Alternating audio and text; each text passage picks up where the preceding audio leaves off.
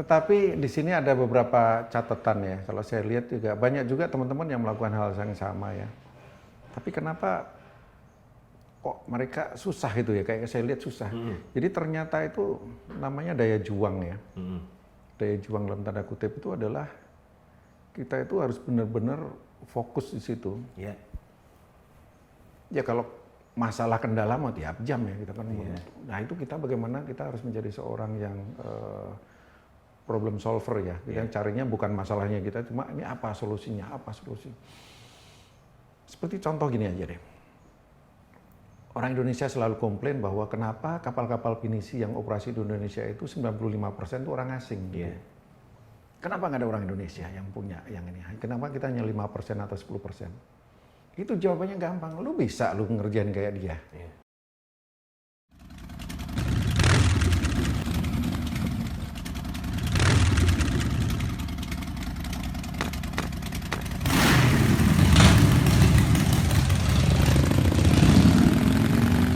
Let's talk and play in Discoverite Room. Balik lagi di Discoverite Talks. Ini program inisiasi antara Discoverite Magazine dengan Baraka Film. Kali ini tamu gua, kalau lu kenal atau lu pernah tahu atau bahkan pernah datengin Gua Jomblang yang ada di Gunung Kidul, Yogyakarta. Nah, ini salah satu orang yang punya peran penting dengan kehadiran Gua Jomblang. Mas Cahyo Alkantana. Selamat sore, Mas. Sore.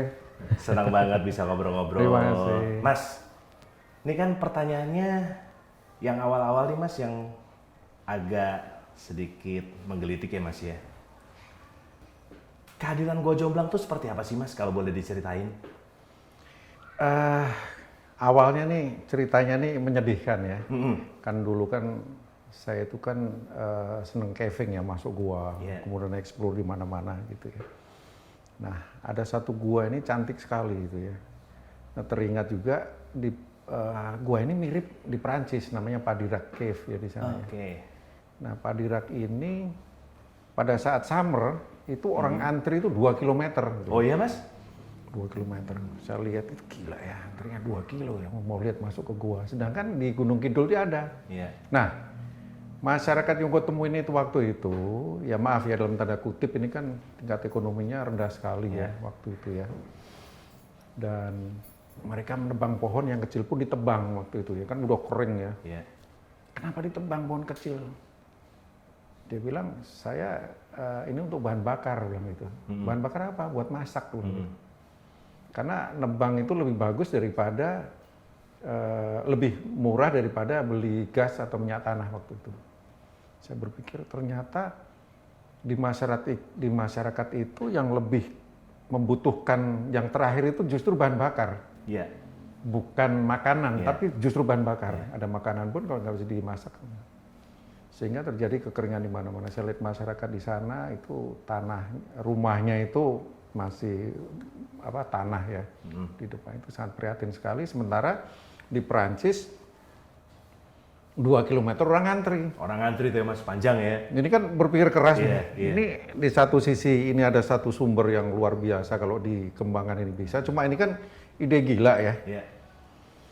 Aduh apa nih. Kebetulan juga dunia usaha saya yang bikin film dan lain-lain ini udah dalam tanda kutip sudah saya anggap udah pada puncaknya ya. Karena udah digital pindah ke digital dan lain-lain. Udah saya putuskan, oke, saya coba ngembangin ini. Dengan risiko gila-gilaan, kenapa?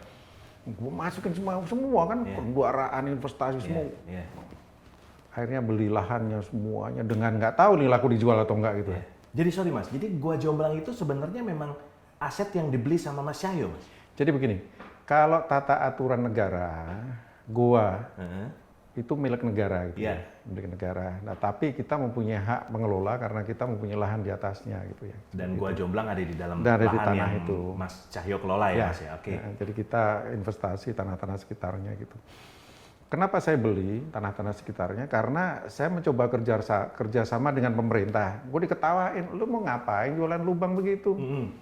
Ke investor, lah lebih lagi lu jual, mau naruh duit kapan baliknya? Buset, sementara ini konsekuensi besar ya bahwa saya harus mencari dana untuk membeli ya, karena kalau kerjasama saya nggak suka ya. Akhirnya dengan segala risiko semuanya itu akhirnya itu saya beli tanah-tanahnya dibebasin dan coba dikembangkan. Yeah. Nah seperti itu dan ya keyakinan itu cuma keyakinan aja. Itu di atas kertas nggak mungkin. Orang jualan lubang itu mana sih? Tapi kan seru ya Mas. Maksudnya Mas Cahyo melihat itu sebagai sebuah potensi ya Mas. Berarti ada potensi ekonomi yang bisa dihadirkan dengan adanya Gua Jomblang. Pada saat awal itu ada resistensi nggak Mas dari masyarakat? Apalagi kan itu kan udah pasti kan berhubungan dengan masyarakat yang sorry ya Mas, secara edukasi, secara ekonomi kan memang mungkin berada di bawah seperti kita ya Mas. Nah itu ada resistensi Mas? Saya datang itu sebagai pahlawan malahan. Oh iya Mas? Saya dianggap hope pahlawan. Karena dalam kondisi yang dalam tanda kutip seperti yang disampaikan tadi, udah nggak ada cara lain. Kehidupan mereka bercocok tanam 1 tahun cuma 6 bulan. Itu pun karena lapisan tanahnya sekian. Itu yang ketela, jagung, singkong, balik lagi, recycle-nya itu aja. Bukan lahan subur ya Mas? Bukan lahan subur, sehingga anak-anak banyak yang waktu itu ya, sekolah hanya SD, selesai. Jadi keperhatian ini menjadi dasar saya harus berbuat sesuatu di kampung saya gitu ya, karena saya orang Jogja itu ya. Nah itulah yang menjadi dasar, ini pasti bisa. Oh iya satu lagi, background studi saya kan arsitek ya. Sehingga saya mempunyai suatu keyakinan bahwa aku akan mendesain. Mendesain itu bukan berarti membuat bangunan, mendesain suatu bisnis usaha ini laku gitu ya. Itu keyakinannya itu 1000 orang gue tanya itu lu nggak bakalan jadi deh. Nah berarti kan memang banyak orang, saya sempat ngobrol Mas ya dengan beberapa narasumber yang memang sudah hadir di Discovery Talks. Akhirnya memang mereka menjalankan sesuatu itu dari mimpi dan keyakinan mereka kan Mas. Bahwasanya gue pasti bakalan bisa berhasil nih gitu kan. Itu boleh diceritain gak sih Mas sejak tahun berapa terus Mas Cahyo menemukan dalam tanda kutip Gua Jomblang sampai akhirnya Gua Jomblang memang terpublish dan bisa dinikmati oleh masyarakat umum Mas?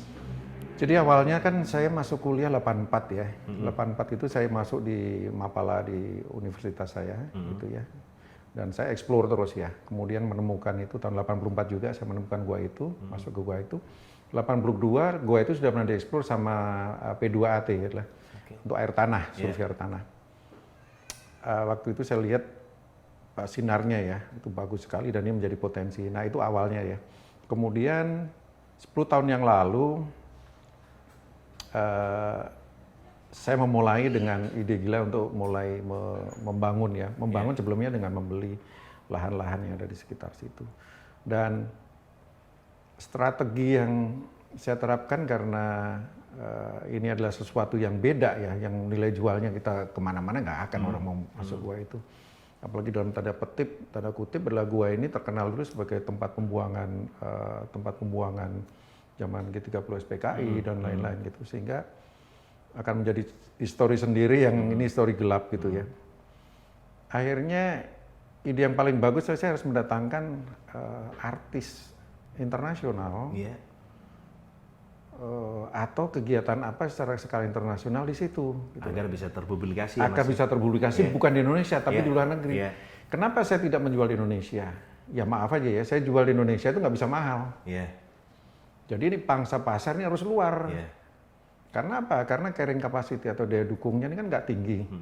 Nggak bisa saya mass tourism, saya masukin 1000 orang, nggak bisa. Ini kan paling 75-100 orang per hari. Jadi kalau hitung-hitungan ya saya harus menjualnya dengan harga yang tinggi gitu. Mungkin senilai 2 kalinya Borobudur. Agar apa? Agar ini masuk ya, untuk pengelolaan kan mahal gitu ya. Nah itulah yang saya tuju pangsa pasarnya dari luar negeri. Nah, di situ saya kenal dengan dari AXN TV, Amazing Race dari Amerika. Saya boyong ke situ untuk bikin di sini. Saya harus mempresentasikan bahwa gua ini sangat amazing untuk selevel Amazing Race. Dan sorry Mas, semuanya itu benar-benar modal sendiri ya Mas ya? Iya modal sendiri. Modal sendiri. Ibarat saya tinggal koloran ya. Bahkan nanti ada satu cerita yang tragis sekali. Oke, Mas. Itu jarang saya cerita, tapi akan saya ceritakan kehilangan besar apa saya saat membangun itu. Itu nanti akan ceritakan nanti. Jadi akhirnya Amazing Race dia datang. Amazing Race datang. Kemudian Indonesia saya itu juga dengan iklan jarum. Jadi adventure jarum. Saya ingat tuh ya Mas ya, begitu iklan jarum muncul, terus Gua Jomblang langsung booming. Jadi Indonesia juga dengan iklan jarum, kemudian luar negeri dengan Amazing Race. Plop. Nggak sampai 2 bulan. Begitu keluar di Action TV nggak sampai 2 bulan, boom, langsung boom. Berarti strateginya ini benar bilang itu. Sekarang bagaimana kita maintain sekarang kan? Balik lagi ya. Ini ada satu cerita yang saya jarang saya ceritakan, cuma ini saya appreciate sekali. Saya lihat Mas Doni orang yang agresif, anak muda gue suka. Ini saya mau cerita nih. Bagaimana susahnya saya itu. Saya tuh sampai kehilangan keluarga. Saya ditinggal istri saya gara-gara saya bangun itu. Oh iya Mas? Ya. Karena dia tidak percaya bahwa saya bisa membangun itu sukses. Oke, lu kalau jatuh, lu jatuh sendiri, jangan mau gue dong. Sampai begitu. Dan bodohnya saya, gue kejar gitu. Karena memang udah keyakinan dari awal ya Mas. Gitu. Gila itu kan. Sampai gitu. Ya, tapi semuanya kan happy ending ya, dan semua everybody happy gitu ya. Tapi risiko yang terbesar itu pun saya lakuin ya. Karena udah gila, umur gue udah 40, waktu itu 40 tahun ya, 40 sekian gitu kan. Saya nggak punya pensiun, kemudian this is my future, saya bilang gitu. Ini harus jadi lah. Dan syukur alhamdulillah sekarang juga ya hasilnya cukup bagus. Anak beranak beberapa perusahaan, artinya semuanya berjalan dengan baik. Dan yang pasti salah satu nilai positifnya akhirnya membangun potensi ekonomi di daerah itu ya Mas ya? Itu luar biasa. Itu satu. Kedua, hutan. Dulu yang mereka menebang untuk bahan bakar yang saya ceritakan tadi, kebalik sekarang. Mereka tidak ngotak-atik lagi tumbuh-tumbuhan pohon di situ. Mereka udah bisa beli minyak tanah. Kemudian anak-anak ada sekolah. Sekarang hutan di mana-mana. Jadi hijau. Jadi hijaunya Gunung Kidul itu karena pariwisata. Salah satunya karena kehadiran Gua Jomblang. Berarti memang betul ya Mas, proses edukasi itu memang penting banget ya Mas. Karena kan banyak nih Mas kejadian beberapa tempat atau destinasi indah di Indonesia begitu terekspos orang datang kotor Mas gitu kan. Tapi saya sejujurnya memang belum pernah ke Gua Jomblang Mas, tapi beberapa tempat di Gunung Kidul sudah saya datengin. Dan kebersihannya mereka juga tetap jaga ya Mas. Akhirnya memang masyarakat di sana aware banget. Ya mungkin karena edukasi yang Mas Cahyo dan teman-teman lakuin kan Mas. Waktu itu ngebangun Gua Jomblang itu timnya berapa orang Mas di awal Mas? Waktu itu kita tim yang membangun itu sekitar 40 orang ya, masyarakat sekitar ya. Kemudian saya sengaja tidak mendatangkan tukang-tukang dari bawah tuh, dari Yogyakarta. Saya mengajari dia bagaimana membangun rumah yang standarnya selevel resort gitu ya, yang bagus. Yang sebelumnya bangun itu miring temboknya dan lain-lain, sekarang menjadi bagus, bikin kayak candi dan lain-lain. Akhirnya yang ada sekarang itu bangunan itu hasil karya masyarakat sekitar. Nah itu, dan sekarang mereka dipakai di mana-mana. Saya pengen bangunan kayak di Jomblang dan lain-lain, seperti itulah. Nah ini adalah how to educate local people gitu. Itu saya pikir saya senang sekali, saya cukup bangga. Itu karya saya yang fenomenal ya Mas. Dan akhirnya bisa jadi legacy nanti ya Mas ya. Tapi kan menyimak nih Mas dengan latar belakang Mas Cahyo sebelumnya seorang kameramen ya Mas Terus akhirnya benar-benar pure berkecimpung di dunia pariwisata. Boleh nggak sih Mas diceritain awal perjalanan seorang Cahyo Alkantana Mas? Terus tiba-tiba benar-benar mutusin ini dunia pariwisata bisa jadi sesuatu nih buat gue, itu gimana sih Mas? Awalnya begini ya, begitu saya selesai kuliah ya menjadi seorang arsitek itu kan di depan mata saya itu kan melebar ya, mau menjadi seorang kontraktor, menjadi seorang arsitek, desainer di bidang konstruksi, ataukah di bidang desainer atau apapun itu kan terbuka lebar ya. Justru saya memilih waktu itu adalah saya sebagai seorang filmmaker. Saya cenderung itu. Itu menarik tuh Mas, filmmaker. Kenapa? Itu pertanyaan, kenapa lu kerjaan itu? Bilang gitu. Jadi awalnya adalah mungkin background saya sebagai seorang pecinta alam, petualang ya. Sehingga saya melihat Indonesia itu ini adalah tempat yang amazing ya. Bahkan saya bilang karena saya diving juga, saya masuk gua caving juga, saya naik gunung juga, kemudian saya juga terbang juga dirgantara kemana-mana. Jadi yang saya lihat itu tuh indah. Sehingga saya selalu bilang bahwa kalau kamu mau mengeksplor Indonesia, itu 3 kali kamu hidup, explore, mati, hidup lagi 3 kali kehidupan, itu belum selesai. Ya, Mas. Nggak tuntas belum ya. selesai.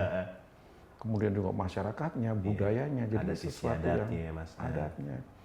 Sehingga hal inilah yang saya memutuskan, saya tidak mau di bidang pendidikan saya bekerja di situ, menjadi seorang arsitek. Tetapi dalam tanda kutip ilmu-ilmu arsitek yang saya dapat itu saya pakai untuk di perfilman yang saya bikin. Dan art-artnya itu memang saya belajar dari situ. Sehingga waktu itu saya ingat ya, saya itu bikin film Bawah Laut ya. Pertama kali saya kan saya jadi krunya seorang legendaris, itu adalah David Attenborough. Saya dengan beliau itu dulu kacungnya gini, sehingga saya melihat how effort seorang David Attenborough itu bekerja gitu ya. Dia prepare dari jam 3 pagi hanya untuk shot yang pendek sekali, sunrise begitu ya. Nah itulah yang saya pelajari. Sehingga dalam diving pun orang terkaget-kaget dengan karya-karya saya. Umpamanya saya bisa bikin, buset, lu di mana? Gue diving ribuan kali nggak pernah. Karena saya prepare jam 4:30 pagi, saya udah masuk ke air. Udah diving, saya tahu perpindahan biota itu tuh jam-jam segitu gitu loh. Nah itulah. Jadi saya ketemu dengan orang-orang yang memang profesional di bidangnya, sehingga saya banyak belajar di situ, banyak melihat sendiri, kemudian juga saya merasakan dan saya mengambil sikap, mengambil keputusan. Saya yakin bahwa ini tuh bisa gitu ya. Kira-kira itu Mas Doni. Jadi emang yakin bahwasanya memang kalau itu dikelola dengan baik, memang akan bisa jadi sesuatu ya Mas ya. Tapi perjalanan menjadi filmmaker itu totally berapa tahun Mas? Ada kalau lama ya, mungkin ya sekitar 10 tahun. Jadi dari muda itu sebenarnya, dari kuliah itu kan sudah mulai jadi kayak guide part time gitu ya. Nah di situ saya melihat kayaknya begitu selesai ya harus mutusin mana nih directionnya saya nih, arahnya mau kemana. Akhirnya mengambil langkah-langkah seperti itu. Ya karena saya dapat cerita juga tuh Mas dari Mas Yahdi kan, pernah kerjasama ya Mas waktu itu ya Mas di Tulamben untuk ngambil gambar bawah laut ya Mas. Tapi sebenarnya saya tertarik Mas dengan saya interest banget dengan filosofi Mas Cahyo gitu kan. Akhirnya memang semua yang dilakukan itu memang ada bayangan akan menjadi potensi bisnis yang menjanjikan kan Mas, selagi itu memang dijalankan dengan baik ya Mas. Terutama kan menyangkutkan passion nih Mas. Kan kalau nggak passion susah juga gitu kan Mas. Ya Mas Cahyo memang caving ya Mas ya, terus diving terus gitu kan Mas. Dirgantara juga. Berarti memang hasilnya udah kelihatan banget ya Mas selama ini ya. Yang Tetapi di sini ada beberapa catatan ya. Kalau saya lihat juga banyak juga teman-teman yang melakukan hal yang sama ya. Tapi kenapa kok mereka susah itu ya? Kayak saya lihat susah. Jadi ternyata itu namanya daya juang ya. Daya juang dalam tanda kutip itu adalah kita itu harus benar-benar fokus di situ. Ya kalau masalah kendala mau tiap jam ya kita kan. Nah itu kita bagaimana kita harus menjadi seorang yang problem solver ya. Kita carinya bukan masalahnya kita, cuma ini apa solusinya, apa solusi. Seperti contoh gini aja deh. Orang Indonesia selalu komplain bahwa kenapa kapal-kapal pinisi yang operasi di Indonesia itu 95% itu orang asing. Gitu. Kenapa nggak ada orang Indonesia yang punya yang ini? Kenapa kita hanya 5% atau 10%? Itu jawabannya gampang. Lu bisa lu ngerjain kayak dia. Kalau hidup di kapal tanpa sinyal. Disiplin waktu ya Mas. Disiplin waktu, lu di somewhere, di pulau di sana berbulan-bulan. Lu sanggup nggak? Sedangkan kalian tiap hari cuma maunya nge-mall, terima uang, dengan effort yang itu bisa nggak? Dikerjainnya banyak yang gagal, jual kapalnya, nggak mampu. Dikelolain orang ya rusak kan gitu kan. Jadi memang di sini dalam tanda kutip untuk menjadi sukses, kalau saya lihat beberapa kapal-kapal pinisi yang ada di Indonesia, kenapa dia sukses? Ya karena memang dia benar-benar serius kayak tadi. Daya juangnya tinggi sekali. Daya juang ya Mas ya. Itu dua kata yang luar biasa ya Mas. Memang semua memang harus dijalankan dengan perjuangan yang yang dahsyat banget kan Mas, sampai akhirnya bisa menghasilkan sesuatu. Kan ada pandemi nih Mas. Ya. Efeknya gimana Mas? ini dia, ini pandemi ini. Terus tiba-tiba ada pandemi corona, kan saya dengar ya Mas Yahyo lagi set up untuk di daerah Cikidang ya Mas ya, set up sebuah tempat yang memang akhirnya nanti bisa jadi satu nilai jual yang tinggi itu, terus tiba-tiba dihajar ya Mas sama pandemi ya Mas. Nah ini kan boleh sharing nih Mas, pasti kan banyak Mas pelaku usaha yang kena imbasnya kan Mas. Ada juga yang akhirnya memang semangatnya akhirnya langsung drop. Nah, berbekal pengalaman Mas Yahyo, resepnya apa sih Mas? Waktu pandemi pertama di close itu, saya telepon teman-teman semua. Kamu bisa bertahan berapa bulan katanya gitu. Wah, saya masih 2 bulan bisa bertahan. Oke, bagus. Kamu berapa bulan? Oke, yang 2 bulan, siapkan kamu bulan ketiga, keempat, dan seterusnya. Karena kita nggak tahu nih sampai kapan. Kita ini kan hari ini kan udah bulan keempatnya. Ini banyak teman-teman yang sudah habis bulan kedua nih. Sementara kemarin ini kan urusan THR, urusan itu kan di bulan kemarin itu rumit sekali. Udah bisa ngelewatin itu, sekarang tahap berikutnya adalah dengan new normal ini. Tetapi proses ini tidak semudah serta-merta kita akan kembali seperti yang kemarin, itu lama. Saya nggak yakin akhir tahun ini bisa kembali lagi, nggak yakin. Terutama untuk dunia pariwisata ya Mas? Terutama pariwisata apa? Minat khusus. Dan ini agak lama, kita butuh agak lama. Karena apa? Kita ini kan termasuk wisata yang dalam tanda kutip agak mahal ya. Karena ada spendingnya, sementara ada segmennya sendiri. Ada segmennya sendiri. Kemudian masyarakat juga dalam tanda kutip sekarang kan kita sama-sama susah ya. Kemudian kalau kita ngarepin orang dari luar negeri juga, kapan dia datangnya? Sementara negaranya begitu, mau datang lagi dia harus booking 1 tahun sebelumnya dan lain-lain. Sehingga ini butuh waktu lama. Cuma dalam tanda kutip di sini kita tuh yakin. Kenapa? Produk yang kita punya ini produk jualan laku kan. Itu aja. Kan tinggal tunggu, kita kan jualan laku ya. Ya udah kita tunggu aja, kuat-kuatan nahan aja udah gitu aja. Tinggal nunggu waktunya, pada saat memang sudah reda, orang pasti akan datang lagi ya Mas ya. Kecuali seperti Bali kena bom. Ya orang sana tenang aja, pasti balik kok kan gitu aja. Nah ini sama, kecuali produk kita itu produk yang tidak laku. Nah ini beda cerita nih. Selama produknya produk laku, ya udah lu tenang aja. Tunggu aja waktunya. Lah, kalau tahan-tahanan aja, lu jual tanah ke apalah terserah. Tapi harus sampai di sini kan gitu. Struggle dulu ya, Mas. Struggle. Makan nasi garam, lu makan nasi garam kan gitu kan. Tetapi harus sampai di sini. Ini gimana caranya sampai sini. Tapi begitu ini kan udah memang produk bagus kan gitu. Kecuali produk yang nggak laku, udah beda cerita nih. Ini kan beda cerita. Kalau kita punya produk-produk andalan yang udah laku, ya udah lu tenang aja, gitu. Udah lu tenang aja gitu. Lu mau pinjem dulu lah, mau apalah pokoknya. Gitu. Nah, kan menarik Mas kalau kita balik lagi nih Mas ke Gua Jomblang gitu kan Mas. Karena memang Mas Yahyo jadi orang yang menemukan potensi Gua Jomblang kan Mas. Saya sempat baca di media sosialnya Mas Yahyo.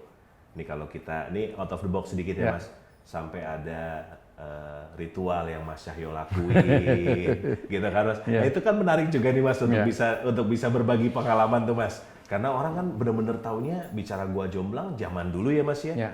Tempat yang angker, bahkan orang penduduk sana juga sungkan untuk lewat sana gitu kan. Nah itu boleh dong Mas ceritain Mas.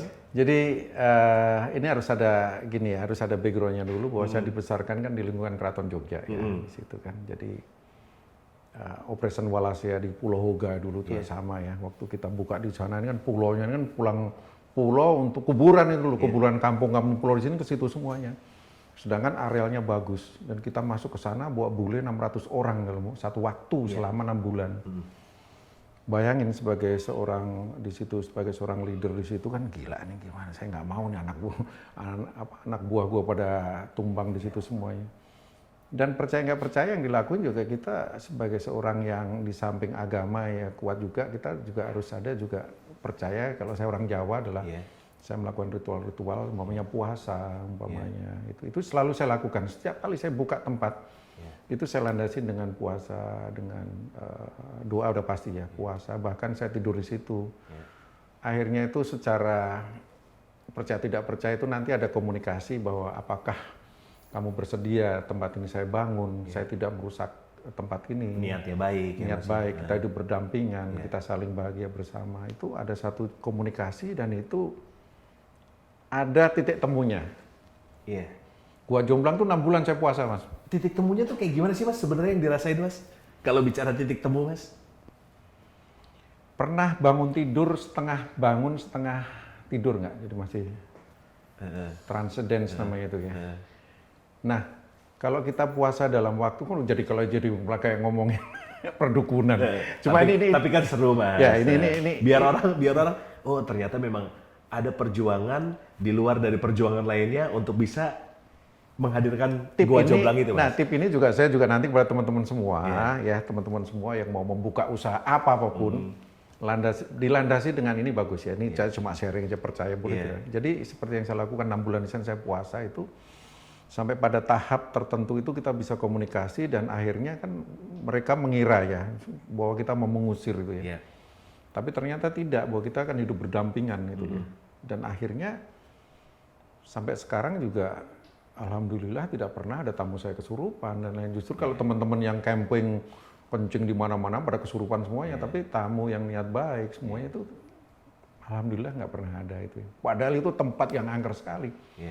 Begitu juga di tempat di Pulau Hoga tadi saya cerita itu juga sama. Saya 1 minggu harus diam di sana untuk niat kita bagus lah. Niat kita mau membangun itu. Nah itu teman-teman semua kalau percaya bagus gitu lah, mau buka tanah apapun, mau usaha real estate, mau buka perumahan atau apa, itu dulu lah 1 minggu tidur di situ, ajak bicara tanah itu. Kan ada juga kan katanya pohon kalau diajak bicara dia akan subur kan gitu. Nah itu ternyata tanah itu juga sama, ajak bicara. Supaya nantinya kita bisa hidup berdampingan ya Mas ya. Tapi sejarah soal bagaimana Gua Jomblang hadir kan memang jadi satu pencapaian yang memang luar biasa ya Mas buat Mas Cahyo kan. Di luar dari itu, di luar dari Gua Jomblang, apalagi sih Mas pencapaian-pencapaian yang sudah pernah dicapai Mas, terutama yang berhubungan dengan dunia pariwisata di Indonesia? Jadi anehnya gini, yang saya lakukan itu saya tidak pernah jadi follower. Prinsip dalam hidup saya nggak mau jadi follower. Sehingga kalau lihat di Twitter saya nggak punya follower. Saya tidak mau jadi follower.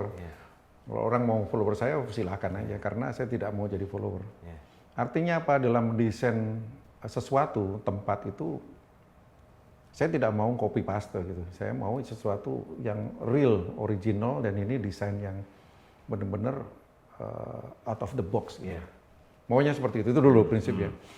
Sehingga apa? Sehingga dalam desain kita, dalam merencanakan kita ini benar-benar di luar dugaan orang gitu ya. Jadi kita tuh seperti contohnya, kita bikin Flying Fox 650 meter. Orang kan nggak nyangka kan? Di Wonosari ya Mas? Di Wonosari. Itu tempat itu adalah dulu jadi lurahnya itu menghadap Gubernur Sri Sultan. Desa saya desa yang tertinggal, tingkat kemiskinannya rendah dan lain-lain. Gubernur kemudian menyanggup mau bikin tim waktu itu. Tim namanya tim akselerasi atau tim percepatan untuk mengangkat kemiskinan. Saya menjadi salah satu ketua tim di situ untuk di bidang pariwisatanya. Kemudian idenya apa? Saya lihat gitu. Apa ya? Udah bikin Flying Fox aja deh, karena bergunung-gunung. Bikin 650 meter. Nah ini bagus nih, 650. Wow, ini booming. Karena kan brandingnya kan the longest Flying Fox di Asia Tenggara gitu. Di Asia Tenggara Mas. Sebenarnya itu di Asia kurang dikit sekali meternya. Nah kemudian orang datang, bagus, making money, dulu itu buat masyarakat gitu. Seperti itulah. Kemudian Jomblang, itu kan juga sesuatu yang kemudian bikin lagi ada rafting di Progo saya bikin. Saya nggak mau pakai dayung biasa, tapi pakai oars. Yang lain daripada yang lain gitu ya. Dan kemudian bikin diving dengan kapal pinisi zaman dulu, awal-awal pinisi itu kan saya bikin kapal pinisi.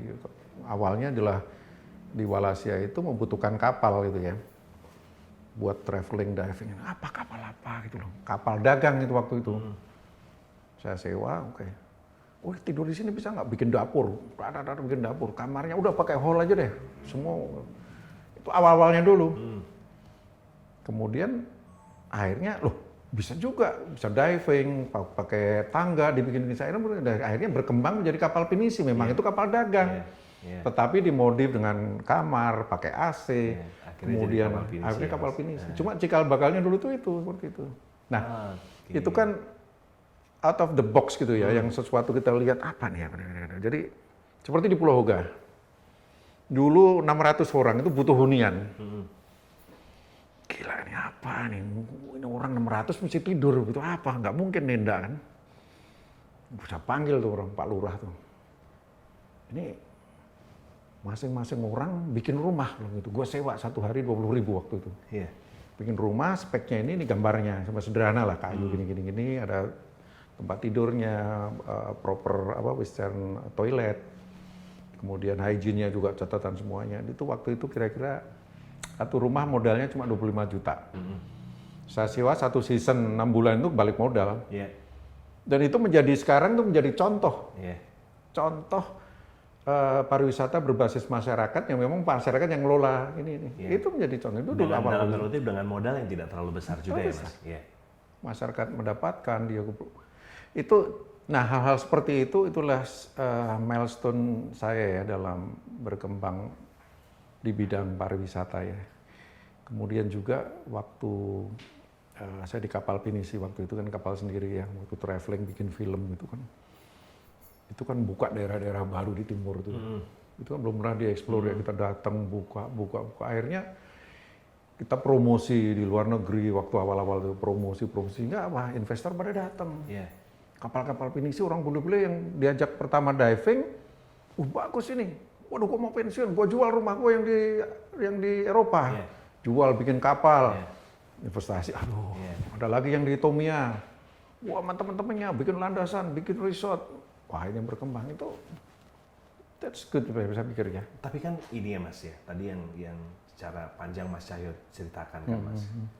Banyak kan teman-teman akhirnya memang terkendala Mas pada saat dia mau melakukan satu usaha bisnis yang terutama yang berhubungan dengan dunia pariwisata ya Mas. Akhirnya kan memang mereka terbentur sama channel nih Mas. Ya. Kan yang pasti kita nggak bisa pungkirin Mas, sekarang Gunung Kidul jadi salah satu daerah wisata utama mungkin di Yogyakarta ya Mas, selain ada Parangtritis atau ada wisata Keraton Jogja ya Mas. Tapi kan memang aksesnya kan memang jadi perhatian khusus kan Mas. Kan banyak orang yang males datang kalau aksesnya nggak bagus. Nah itu kan berarti kan harus ada kerjasama antara Mas Cahyo as of swasta atau pribadi dengan pemerintah kan Mas, pemerintah setempat. Nah itu pengalamannya gimana sih Mas? Bisa dibagi ke teman-teman atau mungkin saya nih Mas. Karena kan kita kadang-kadang kita suka terhambat nih Mas. Pengen sesuatu tapi kok kayaknya kita nggak dapat dukungan yang penuh ya semuanya. Itu gimana sih Mas? Kalau prinsip saya tuh nggak mau. Saya nggak minta dukungan dari siapapun. Oke. Saya harus menunjukkan dulu bahwa kita punya prestasi. Nah, mereka akan datang. Kalau belum apa-apa, gue bantu dong, bantu. Oh, udah deh, lu tuh siapa? Karyamu tuh mana? Langsung tutup buku ya Mas ya kalau gitu. Udah nyobain. Gue jomblang, gue nyari. Wah, dengan proposal yang wah gini. Enggak, ke Pemda lu ngapain lu Bang gini? Akhirnya ya harus dengan sikap. Dan sekarang setelah jadi, wah udah semuanya kan merasa apa ya, bagian dari mereka. Pemerintah daerah, wah lu butuh apa yuk? Gua aspal jalannya ya. Gue dulu jangankan ngaspal, minta batu 1 truk aja gak dikasih gitu kan. Nah ini sesuatu yang berdarah-darah ya Mas ya, bangun gua aja. Cuma kita harus nunjukin. You have to show yourself ya. Kamu tunjukkan dulu diri kamu, prestasi kamu, kemudian orang nggak datang. Jangan itu. Bank pun mau datang ngasih duit. Lu mau uang nggak? Lu mau kredit nggak? Bayangin dulu kita mau jual, waduh kita ada bener deh, jual apapun lah. Ibarat tinggal celana dalam kita nggak dijual gitu. Ibarat gitu. Tetapi itu faktanya gitu ya. Berarti betul ya Mas, proses itu tidak pernah mengkhianati hasil ya Mas.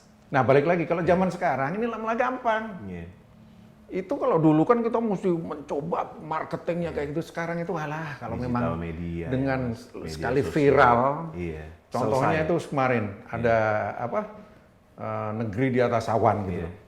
Yang di Banten Mas. Yang di Banten. Sekali deng. Cuma sayangnya ini kan nggak siap gitu ya.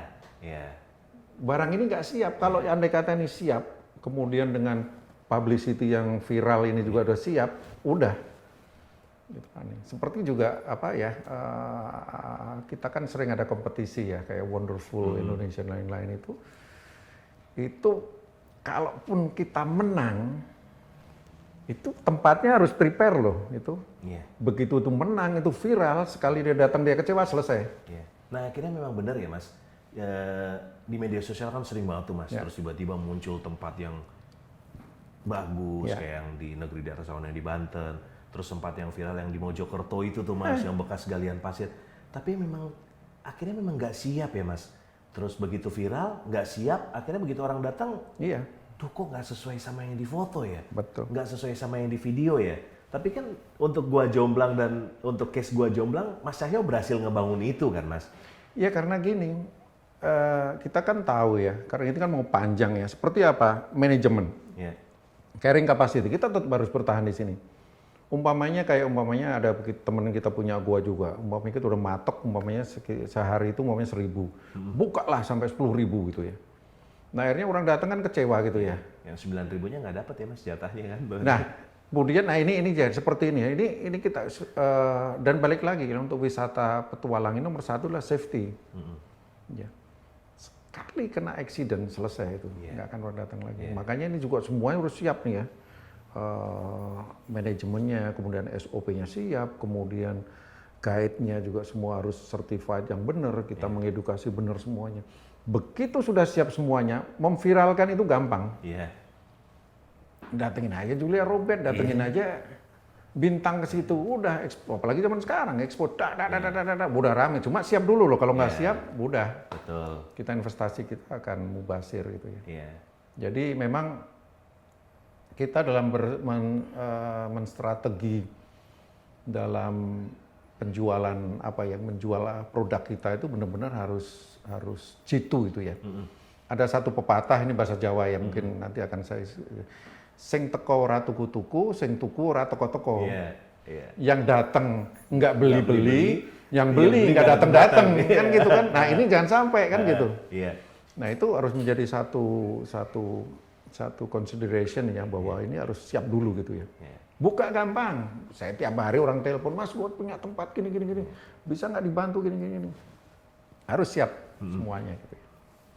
Gitu Mas Doni. Ya berarti kan sambil minum ya. Monggo Mas. Keasikan nih soalnya. Berarti memang yang bisa ditarik dari apa yang pengalaman Mas Cahyo sebenarnya manajemen memang harus benar-benar tertata dan terstrategi dengan baik ya Mas ya. Paling nggak kan memang itu jadi modal penting pada saat kita mau melakukan sesuatu atau membuka usaha sesuatu. Nah Mas, kan udah bergelut nih Mas di dunia pariwisata Indonesia. Kalau ada bocoran sedikit, punya mimpi lain gak sih Mas? Apa yang akan Mas Cahyo buat untuk ke depan Mas? Atau ada mimpi yang lagi diendap banget gak sih Mas? Terus tiba-tiba, gue pengen lagi nih, ya sama seperti Mas Cahyo cerita tentang gua jomblang gitu kan Mas? Kalau ngomong keinginan, ini ngomong jujur ya, saya tuh nggak ada habisnya ya. Nggak ada habisnya. Tetapi ini kan kita ngomong umur ya. Sekarang ini kita harus siap dengan melanjutkan tongkat estafet ke generasi berikutnya ini. Itu harus siap. Kalau nggak, apa yang sudah kita bangun ini akan rontok semua nih. Itu nomor satu dulu. Jadi kita tuh harus menyiapkan siapa yang menerima tongkat estafet berikutnya. Idenya itu saya terbang di sana, saya jatuh. Oh iya Mas? Jadi ada lapangan pendek, ada turbulence. Saya coba terbang pas-pasan nih. Gue terbang ke arah motor, nyangkut pohon, ya nggak fatal jatuhnya, cuma gerak gitu loh. Dan saya berjanji, ini lu bikin gue cilaka, lu gue beli nih.